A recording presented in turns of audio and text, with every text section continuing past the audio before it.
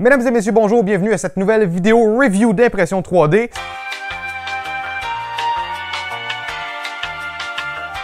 Vous voyez, il n'y a rien sur la table. On va prendre la boîte qui est assez lourde.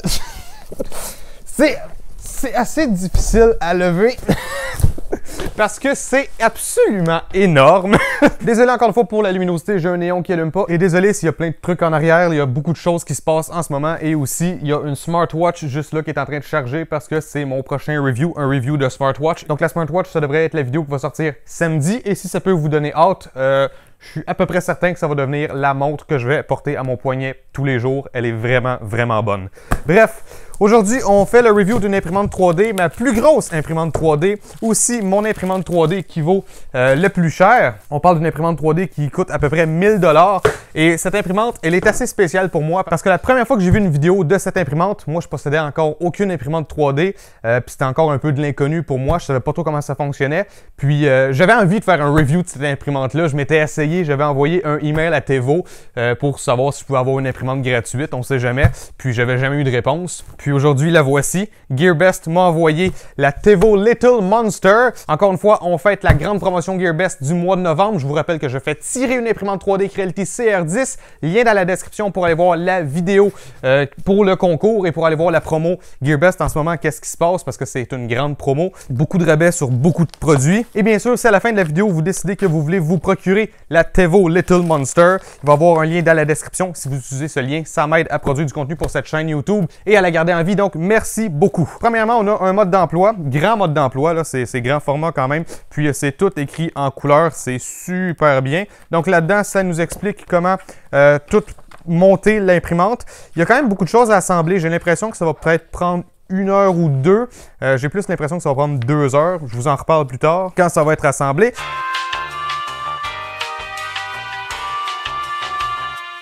Mais bref, bon mode d'emploi et ça explique comment faire les paramètres dans Repetier Host. Moi, je vais probablement utiliser Cura, donc on verra ce que ça va donner. On va sûrement être capable de trouver des paramètres pour ça. C'est une imprimante qui est quand même connue. After Sales Card, donc c'est un truc là pour du support, donc service après-vente. On a une petite carte qui dit que Tevo a des vidéos sur YouTube qui expliquent comment toutes leurs imprimantes fonctionnent. Et enfin, on a une packing list avec la liste de tout le matériel. Bon, je vous avoue que j'ai déjà oublié les spécifications de l'imprimante, sauf que c'est très impressionnant. Je vais les afficher à l'écran. Un énorme volume d'impression, surtout en hauteur. Mais moi, ce qui m'impressionne, c'est que c'est pas juste gros, c'est la qualité des matériaux. J'ai jamais vu ça encore dans mes reviews d'imprimantes 3D. C'est mieux que tout ce que j'ai vu jusqu'à présent. Et le prix, ben ça le justifie pas mal. Donc, ça, c'est le haut. Ça, c'est le haut de l'imprimante. Donc, regardez comment c'est épais. Donc, j'espère que ça se voit bien à la caméra. C'est énorme, c'est lourd en plus. C'est incroyable, incroyable. Ensuite, on a la base avec le plateau chauffant. Et en ce moment, le plateau chauffant, il est assemblé à l'envers et je pense que c'est voulu. Ici, c'est écrit sur le petit collant jaune qu'il faut enlever la plaque bleue quand on assemble. Donc, probablement qu'ils se sont dit, si on met le plateau chauffant à l'envers, ils n'auront pas le choix de respecter les consignes. Donc, probablement que c'est plus facile à assembler si on n'a pas ce truc-là. Ou peut-être que c'est juste pour pas l'endommager, je sais pas. Mais bref, il va falloir enlever la plaque bleue quand on assemble l'imprimante. Puis ensuite, on va la remettre du bon côté. Ensuite, on a des petits sachets d'accessoires. On va les regarder de plus près tantôt. Bon, là, on a une quantité phénoménale de petits compartiments. Il y a beaucoup de pièces quand même parce que ça, c'est une imprimante Delta. Donc, on a un plateau d'impression qui est circulaire et non rectangulaire. Donc, c'est ma première imprimante Delta et c'est probablement la plus grande sur le marché pour les consommateurs. Donc, voilà. OK, donc des accessoires. Encore une fois, je vais tout vous montrer ça tantôt de plus près avec des câbles d'une qualité. J'ai vraiment hâte de vous montrer ça, c'est excellent. On a ici l'extrudeur. On a ensuite, bien sûr, plusieurs stepper moteurs. On a ensuite tous les supports qui vont en quelque sorte glisser sur le châssis de l'imprimante, si je peux dire comme ça. Et point bonus parce que c'est bleu. Et bleu, c'est la plus belle couleur au monde. Donc, c'est pas subjectif du tout. J'ai ici la buse d'impression avec un capteur auto-leveling. D'autres pièces, des bouts de métal. Ensuite, j'ai un petit écran. Donc, j'imagine que c'est l'interface de l'imprimante. Voilà, un petit module comme ça avec un écran. Là, ça devient cool. On a un truc là, c'est assez gros. Donc, ça semble être l'alimentation de l'imprimante. Donc, on a des trucs pour brancher notre alim ici. C'est en aluminium brossé. On a un petit truc en acrylique qui va allumer avec une LED. On a un endroit qui dit le voltage actuel. On a même un endroit pour brancher des périphériques USB. Donc moi, quand je vais faire mes timelapses, ma GoPro, je vais la brancher direct là-dedans. On branche la lime ici, on-off ici. Rien de plus classique. Ensuite ici, j'ai une autre boîte. J'ai l'impression que c'est le contrôleur qui est là-dedans. J'ai ensuite tout ce qui est nécessaire pour assembler le spool holder, pour tenir nos bobines de plastique, d'autres accessoires, des vis. Tous les sachets sont identifiés. Voilà, donc il y a quand même beaucoup de choses à assembler. C'est pour ça que j'ai l'impression que ça va prendre quand même beaucoup de temps. Et ensuite, je pense que ça, c'est ma partie préférée. On a les piliers, je pourrais dire, du châssis de l'imprimante. Regardez ça, comment c'est énorme. Ça n'a aucun sens. Donc, bien sûr, on en a 3 parce que c'est une imprimante Delta. C'est entièrement en métal, hein? C'est vraiment bien. Et je me rends compte que j'ai oublié de vous montrer des trucs ici. On a des genres de bouts de plastique avec des trucs que je ne saurais pas comment nommer. Et ces tiges-là vont servir à guider, je pense que ça s'appelle les chariots. C'est ce qui glisse sur les axes pour l'imprimante Delta et d'autres vis ici pour assembler ça. Donc, on a quand même beaucoup de choses, honnêtement. Et en fait, je me rends compte qu'à partir de votre angle de caméra, vous voyez la Creality CR10. Je vais juste vous montrer la différence de hauteur. Voilà, c'est assez significatif quand même. Donc une fois que ça va être tout assemblé, c'est clair qu'on va faire une comparaison une à côté de l'autre. OK, donc ça c'est l'écran, ça semble tactile, on verra tout à l'heure. On met aussi la carte SD ici et on peut brancher une clé USB aussi probablement, donc ça c'est chouette. Ensuite on a des genres de brackets en forme de L, plusieurs steppers, on a le moteur de l'extrudeur, la tête d'impression avec les différents ventilateurs, voilà, et le capteur auto-leveling. Ça c'est les tiges pour guider les chariots comme je vous parlais tout à l'heure. Différents assortiments de vis, c'est tout numéroté correctement. On a ensuite les 3 chariots qui vont se promener sur le châssis de l'imprimante. Fil USB. Ici, on dirait qu'on a des switch All Effect, donc c'est des switches magnétiques. Donc quand on met quelque chose entre les deux parties de la switch, ça va en fait activer ou désactiver la switch selon comment elle fonctionne. Donc peut-être qu'au lieu d'avoir des limit switch mécaniques, elle fonctionne avec des All Effect sensors, je sais pas. Donc on va voir tout à l'heure. On a les pieds de l'imprimante. Encore bon, ok, voilà, des pièces, des pièces. Ici, on a des outils pour assembler. Carte SD 16 Go. Donc c'est la première fois qu'on me donne autant d'espace avec une imprimante 3D. Une petite spatule, faites attention pour pas vous planter la spatule dans la main. Ça commence à guérir mon truc, là, c'est bien. Un tube pour guider le filament. Prise murale, bien sûr, ils m'ont encore envoyé la prise européenne parce que j'ai oublié de mentionner qu'est-ce que je voulais pour faire le review. Petites attaches plastiques. Un tube en plastique, peut-être pour guider des fils ou un truc du genre. Et ça, c'est la partie que j'aime beaucoup. Regardez bien ça. Ça, c'est un des fils pour distribuer l'alimentation. Et regardez ça. C'est du gros câble en métal avec 4 pins dedans. C'est freaking overkill. C'est du gros fil, du gros fil. Même ça, ça a l'air d'être pour le plateau chauffant. On a le même type de connecteur. C'est super cool. Donc l'imprimante, oui, elle coûte quand même cher, mais c'est pas juste parce qu'elle est énorme, c'est parce que c'est vraiment des trucs de qualité. Donc encore plein de pièces, des vis, voilà, plein de trucs. Ça, c'est pour assembler le spool holder. Ensuite, on a ici ce qui semble être le contrôleur. Ouais, voilà, on le voit ici. On a le contrôleur là-dedans et c'est un gros contrôleur quand même. J'ai entendu dire que c'est un contrôleur 32 bits. Puis, à cause que c'est un contrôleur 32 bits, il peut contrôler les différents steppers de façon très efficace, ce qui nous permet d'imprimer jusqu'à 300 mm/s. C'est très rapide. Ici, j'ai une petite carte micro SD, donc j'imagine que ça contient le firmware peut-être. Wow, on a un port Ethernet là-dessus, donc vous pouvez brancher l'imprimante au réseau directement. Donc est-ce que ça crée un serveur aussi et tout, un petit peu à la Octopi? Ça serait super génial ça. On a des heatsinks un peu partout, voilà, c'est assez bien. Ouais, je suis impressionné là, je suis très impressionné. Ensuite, on a la lime, regardez ça, tout en aluminium brossé avec le truc en acrylique que je vous disais. Tellement cool, c'est lourd en plus, ça a du poids. Puis là, on a ensuite là, les socles pour brancher nos gros connecteurs. Ça fait extrêmement professionnel, honnêtement, comme kit. Jusqu'à date, moi, là, je suis très surpris. En arrière, on a l'interrupteur pour sélectionner le voltage. Donc, n'oubliez pas de choisir le bon voltage pour ne pas risquer d'endommager votre imprimante.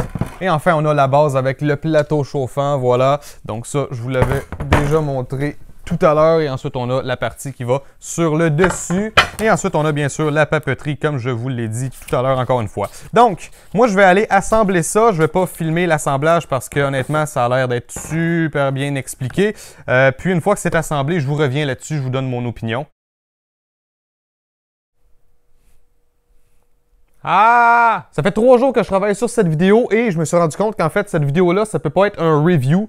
Il faut plus le voir comme étant ma première expérience avec l'imprimante parce que je vais vous expliquer plus en détail, mais je suis pas encore prêt à donner mon verdict final, même si j'ai une bonne idée de ce que je vais dire. Premièrement, je vais vous parler de l'expérience d'assemblage. Donc, honnêtement, l'assemblage, aucun problème. Les instructions sont assez claires, donc ça, c'est bien. Pas très compliqué. On a la base. Ensuite, on a des piliers. Sur les piliers, on a des chariots qu'il faut ajuster. Donc moi, je me suis dit, ah, ils sont bien ajustés, mais non, je pense qu'il faut que je réajuste mes chariots parce qu'en fait, vous voyez, lui, il tient bien, mais celui-là, il a tendance à tomber un peu. Donc lui, je pense qu'il faut que je l'ajuste. Ensuite, ici, on a un extrudeur flottant. Et qu'est-ce qui est intéressant de ça, c'est que le tube ici, il n'est pas très long. Donc, ça peut aider à imprimer, par exemple, des filaments flexibles. On ne va pas avoir du filament qui va s'en mêler et tout. Sauf que, vu que la tête d'impression bouge beaucoup, assurez-vous que c'est très serré. Regardez le mien, il bouge pas beaucoup. Donc, si c'est pas serré ce truc-là, vous allez voir, vous allez avoir des impressions un peu bizarres. Tête d'impression avec les ventilateurs, beaucoup de fils quand même. Ensuite, bon, ça monte en haut. Regardez la longueur du fil, on dirait que ça finit plus. On a l'écran ici qui est suspendu, puis on peut le prendre, l'enlever et le mettre quelque part d'autre. Le fil ici qui rentre, là, il est quand même assez long. En haut, on a nos capteurs de positionnement et il y a une petite vis sur les chariots qui est juste ici. Puis ça va aller cacher de la lumière. Parce que moi, j'avais dit au début de la vidéo que c'était peut-être des Hall Effect Sensors. Et des Hall Effect, la façon que ça fonctionne, c'est que ça détecte quand le champ magnétique est bloqué. Tandis que là, avec ces petits capteurs-là, on va pas détecter un blocage de champ magnétique, on va détecter un blocage de lumière. Donc, on a une lumière ici, on a un détecteur de luminosité ici, et quand la vis va au milieu, le détecteur ne voit plus de lumière et il dit « OK, t'es arrivé au stop ». Bon, ensuite, sur le dessus de la machine, il y a beaucoup de choses. Genre, si je lève ça ici, on voit plein de trucs. Et ça, vous voyez la boîte, là, c'est sur des petites charnières, donc on peut lever la boîte. On peut aussi la visser en avant. Moi, je la laisse dévisser. Mais ici, on a des LED qui allument quand la buse, elle chauffe. Ensuite, pour l'alimentation, ce truc-là, ça allume rouge quand le plateau chauffe. Ici, ça allume bleu. Vous voyez qu'il y a un port Ethernet dessus. Là-dedans, il y a des options Wi-Fi, donc ça, c'est toutes des choses que je veux expérimenter plus tard, mais je peux pas vous en parler tout de suite. J'ai pas encore eu le temps de regarder ça. C'est pour ça que je suis pas prêt à faire un review. Je veux encore plus explorer cette imprimante-là avant de donner mon verdict final. Donc, côté construction, côté matériaux, vraiment, j'ai été assez satisfait. C'est des matériaux d'assez bonne qualité. Tout va bien là-dessus. Le plateau chauffant, je pense qu'on peut imprimer direct sur cette surface-là. Je mets quand même du papier collant parce qu'un rouleau de papier collant, c'est genre 3 $. Et ce gros autocollant Tevo, je sais pas trop combien il coûte. Donc, bon, je préfère mettre du papier collant. Donc, ce que je peux déjà vous dire, c'est que c'est pas une imprimante que je conseille aux débutants. C'est quand même complexe. Donc déjà, il n'y avait absolument aucune indication sur comment l'utiliser avec Cura. Zéro. C'était seulement indiqué comment l'utiliser avec Repetier Host. Donc j'ai fait tous les paramètres et tout, puis j'arrivais jamais à avoir de bons résultats. Et en plus, je trouve que c'est un logiciel qui est beaucoup moins user-friendly. Donc, j'ai pas trop aimé. J'ai essayé de faire ma propre solution dans Cura et ça fonctionnait presque, mais il y avait toujours des problèmes. Puis là, ce que j'ai fait, en fait, c'est j'ai acheté un logiciel. Ça s'appelle Simplified 3D. Et vous voyez, je vous mens pas, je l'ai vraiment acheté. C'est quand même cher, ça coûte 150 $ le logiciel. Puis pour 150 $, vous pouvez l'installer sur 2 ordinateurs. C'est compatible Windows, Mac et Linux. Et la raison pour laquelle j'ai acheté Simplified 3D, c'est, en fait, il y a 2 raisons. Premièrement, beaucoup de gens l'utilisent sur YouTube dans les tutoriels. Puis je me suis dit, probablement qu'il y a une raison. Ça doit être quand même bien comme logiciel. Et aussi, c'est parce qu'il y a déjà des paramètres pour la Tevo qui sont dans ce logiciel-là. Et honnêtement, ça m'a grandement aidé. Ça ressemble quand même à Cura, sauf qu'il y a quelques petites différences. Et vu que j'ai téléchargé ce logiciel aujourd'hui même, je suis pas prêt à vous en parler davantage. Ça sera pour une autre vidéo. Mais bref, quand j'étais avec Repetier, il y a seulement ce Benchy que j'ai été capable de faire qui est à peu près satisfaisant, je pense. Donc, c'est pas mon meilleur, mais c'est vraiment pas si mal. Donc, il y avait des petites bavures que j'ai réussi à corriger et tout. Donc, quand même, le overall, c'est quand même un bon Benchy, mais j'en ai déjà fait des meilleurs. Ensuite, tous les autres trucs que j'ai essayé d'imprimer, ça ne voulait jamais fonctionner. Là, tantôt, j'ai pris donc Simplified 3D et j'ai fait ce petit cube. Et comme vous voyez sur ce cube, les lettres sont bien écrites, ça va. Mais si on regarde les layers, on dirait qu'il y en a qui ont moins bien collé ensemble que d'autres. Et on dirait même que des fois, il y a de la sous-extrusion. Donc, c'est un peu curieux. Donc, pour les layers qui collent pas super bien, je vais essayer de corriger ce chariot-là ici, essayer de l'ajuster un petit peu. C'est un peu ennuyant parce qu'il faut tout que je démonte le haut pour faire sortir le chariot puis visser deux trucs à l'arrière, mais bon, on n'a pas le choix. C'est pour ça que si vous achetez cette imprimante, je vous conseille de vérifier ces trucs-là directement au début de l'assemblage. Puis si ça ne corrige pas tout le problème et que j'ai réellement de la sous-extrusion qui se met là-dedans, probablement que je vais essayer de remplacer la buse d'impression parce que suite à l'utilisation de mauvais paramètres, c'est arrivé quelques fois que la buse s'est plantée dans le plateau, puis là, elle essayait d'imprimer, puis ça faisait déborder. Donc, je suis vraiment rendu bon pour démonter ce truc-là ici parce que j'ai eu 3 ou 4 fois que ça a bouché, là, mais grave. Donc, maintenant, je suis capable de tout démonter ça, faire sortir l'extrudeur, tout démonter l'extrudeur, faire fondre tout le plastique, puis la remonter en environ 15 minutes. Donc, je suis rendu très, très bon. Mais bref, j'étais un peu surpris que ça soit si facile à faire déborder, mais c'est sûr que, bon, si on l'envoie direct dans le plateau pour qu'on essaie de faire imprimer, c'est sûr que ça va déborder. Donc, vu qu'il a fallu que je le débouche plusieurs fois, et qu'à un moment, j'ai essayé de déboucher avec un bout de métal, puis qu'il a cassé dedans, peut-être que j'ai endommagé la buse, c'est tout à fait possible. Donc, ils sont pas si chers que ça sur le site de Tevo, les remplacements. Donc, je vais peut-être m'en procurer une, juste au cas où. Donc, comme vous pouvez le voir, j'ai eu quand même plusieurs problèmes avec cette imprimante, sauf que j'ai pas dit mon dernier mot. C'est pour ça que je donne pas mon review aujourd'hui. C'est parce que je sais que j'ai juste besoin de plus de temps pour bien la comprendre. Elle est assez imposante quand même, peut-être un peu moins friendly. Aussi, c'est ma première imprimante Delta, donc peut-être aussi un petit peu d'apprentissage à faire à ce niveau-là. Mon but, c'est d'avoir d'aussi bons résultats avec cette imprimante qu'avec ma Creality CR10 et ma Anycubic, mais imprimer beaucoup plus vite parce que cette imprimante-là peut imprimer très très vite. Donc très hâte d'expérimenter là-dessus. C'est sûr et certain qu'à un moment, je vais essayer d'imprimer quelque chose de super gros. Donc on verra peut-être un vase, quelque chose du genre. Donc voilà, Gearbest sont censés m'envoyer du plastique bientôt. Donc peut-être que ça va être le moment d'essayer. Aussi, j'ai probablement oublié de préciser que le plateau chauffant, il n'est pas chauffé sur du 12 volts, il est branché sur le secteur. Donc si vous êtes dans un endroit où c'est du 110 volts, ça chauffe au 110 volts. Ou si vous êtes dans un endroit où est-ce que ça fonctionne en 220, eh bien ça chauffe en 220. Donc quand même impressionnant. Donc pour l'instant, j'ai pas grand-chose d'autre à dire. Alors pour résumer, cette imprimante-là est très impressionnante. Donc, elle est grande, elle peut imprimer super vite, elle a du bon hardware, une bonne board. Ça, c'est open source en plus, si je ne me trompe pas, Smoothieware. Sauf qu'elle est probablement moins friendly, elle est plus compliquée à utiliser. Donc, pour un débutant, je ne recommande pas cette imprimante. Sauf que si vous voulez un défi, si vous voulez quelque chose de super gros ou si vous voulez quelque chose qui imprime super vite, là, ça peut devenir intéressant. Donc, si ça vous fait pas peur, il y a des liens dans la description si vous voulez vous la procurer. Et sinon, moi, de toute façon, je vais faire d'autres vidéos là-dessus. Et j'ai tout à fait confiance que je vais réussir à la faire fonctionner convenablement et j'ai très hâte de pouvoir vous en partager davantage. Donc désolé, finalement c'est pas un vrai review, c'est juste ma première expérience avec l'imprimante, mais j'espère quand même que vous avez apprécié cette vidéo et que ça vous donne envie d'en savoir plus et d'en voir plus sur cette imprimante. Dans la prochaine vidéo, on va probablement parler de cette smartwatch donc que Gearbest m'a envoyé et que j'adore et qui est vraiment rendue ma montre principale, c'est elle que je porte toujours, je l'aime à ce point-là, donc j'espère que vous avez hâte de voir ça. Et au moment où est-ce que je filme cette vidéo, il est encore temps de vous inscrire à mon concours. Il va y avoir un lien dans la description, c'est pour gagner une Creality CR10 comme celle-là. Donc bonne chance à tous ceux qui participent. Sur ce, n'hésitez pas à laisser un j'aime et un commentaire et n'hésitez pas à me rejoindre sur tous les réseaux sociaux, YouTube, Facebook, Twitter, Google+, et Instagram. Et moi je vous revois une prochaine fois dans une autre vidéo. Ciao tout le monde!